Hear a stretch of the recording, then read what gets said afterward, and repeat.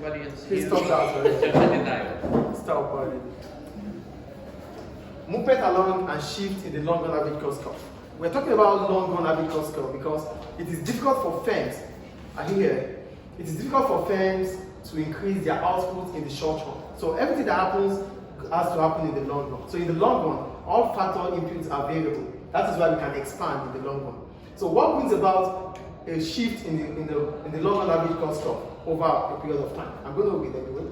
The LRAC curve is a boundary. It's a boundary which represents the minimum level of average cost achievable at any given level of output. This is our output, but it's expected of our average cost of production to fall as soon as our output increases from 0 upward. So that is the point in the long run. So what we bring about this, so we assume that a firm produces at point A. This is point A. This is point A. A firm is producing at point A. But it won't be operating efficiently because point B is more efficient due to the fact that both outputs are the same, but the cost of producing at point B is lower. So if a firm is producing at point A, it increases the output at this point. Let's assume this is point X. Increasing the output here, but you are producing at this point, means that your cost of production is still increasing. Unlike when you produce at the same output at this level. Do you get the point we're making here or not? Look at the graph here. All these are attainable. You can produce at any point in this place. But the point is, though in your mind, your average cost has fallen at this point. But the point is, you can as well produce at the same level of output at point B instead of point A. Producing at point A, when there's opportunity or possibility to produce at point B, is inefficiency. So the point we want to talk about is inefficiency that occurs when you think that you are increasing your output.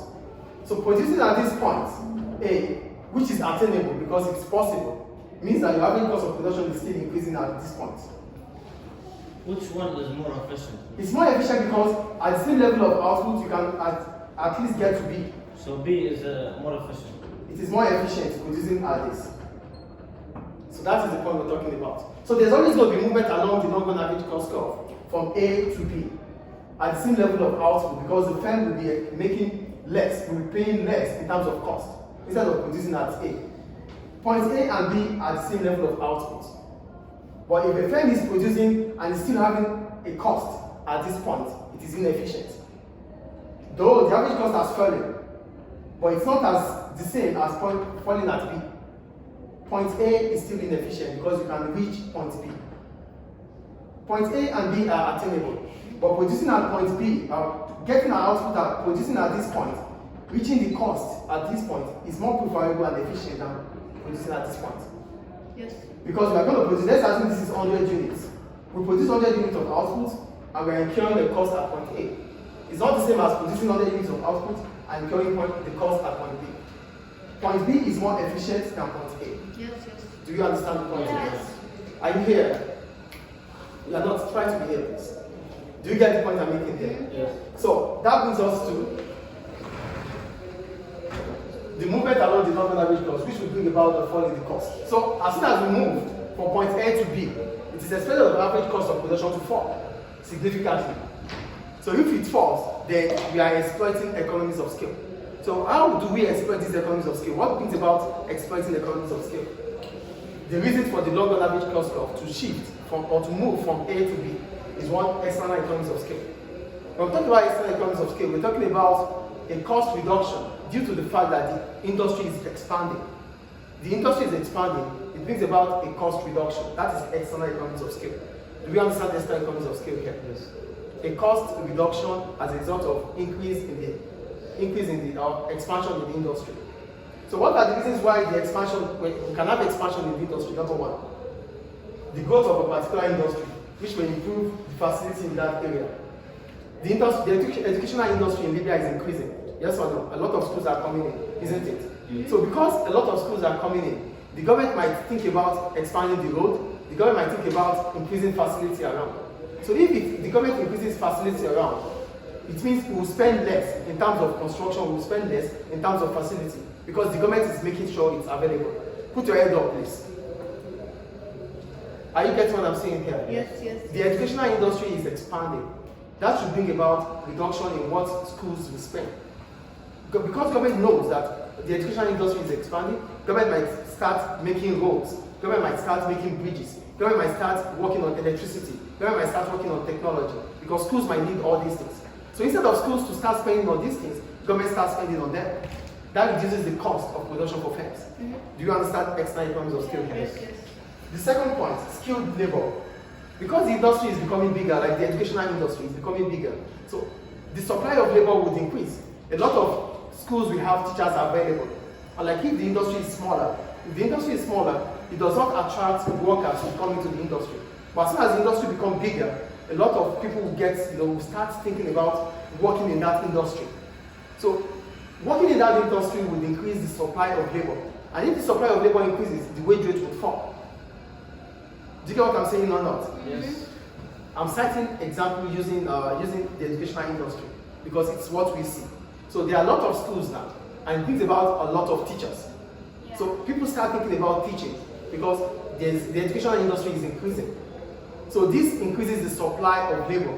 And if supply of labor increases, the wage rate is expected to fall.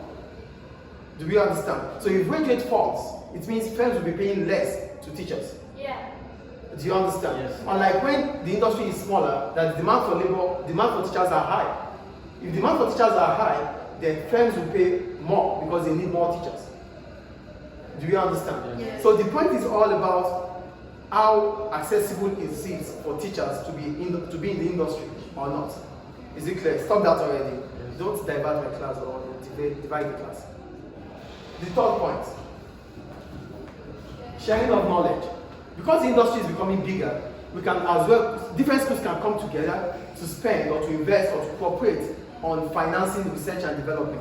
Whatever is going to make the industry to become better in terms of improvement, all schools can come together to spend on it. Do we understand? Do we get the point I'm making Yes, here? yes. And the last, okay, now that's about sources of external economies. So the next point is technology. For technology makes things become better and faster. So how does technology work when it comes to economies of scale? Advancement in technology means old technology will be less efficient compared to new technology. New technology will increase efficiency. Because the industry is becoming bigger, we start thinking about, because the industry is becoming bigger, firms start thinking about spending on technology. So spending on technology means you stop using the old technology. So it is expected of new technology to be more efficient than the old technology. So when you have new technology that is more efficient, it means your output will increase using the new technology than the old technology. Can you just stop all these things, please?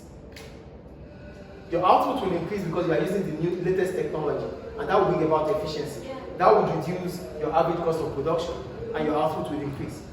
Do you understand the last one? Yes. Then we have external diseconomies of scale. Here, when we talk about external diseconomies of scale, we're talking about the individual firms in that industry. As soon as the industry becomes bigger, the supply of goods or the supply of workers, the supply of raw materials becomes less because a lot of firms will be competing to get these raw materials. A lot of firms will as well be competing to get workers. The industry is becoming bigger, like the educational industry. Here, we're talking about external diseconomies of scale at the individual level, not as a whole of the industry, at the individual level for firms. So I'm going to take the schools as an example. Because the educational industry is becoming bigger, individual schools will have to struggle to get teachers. Do you get the point here? Yeah. So that means they have to compete with the most skilled teachers available. As a result of that, they pay more. Do you get the point here? Yeah. Yes. The educational industry is becoming bigger. There are a lot of schools available. And schools know they need teachers. Yes or no? So because they need teachers, they need skilled teachers, experts. So to get experts, the demand for expert teachers will increase. Therefore, they have to compete with one another. So they have to pay more to attract those teachers. So that means that their cost of production will start increasing and they will start witnessing these economies of scale. That is for school. For firms like maybe they produce raw material, for firms that produces, as the industry becomes bigger for them, it means they have to share the raw materials available because raw materials are needed for finished goods. So if the industry becomes bigger, the cost of raw materials will increase because the cost of the raw materials will start becoming scarce. Based on the fact that all firms in that industry would need the same raw materials. Do we get the point here? Yes. So this economies of scale will happen at the individual level because the factor inputs like labor, like raw materials, become scarce. Based on the fact that all firms in that industry need the same raw materials, they need the same workers. Do we understand? Yes. Any question about long-run average cost of production? So if this happens, our cost of production will shift upward. Is it clear? Yeah. Any question about it? Thank you.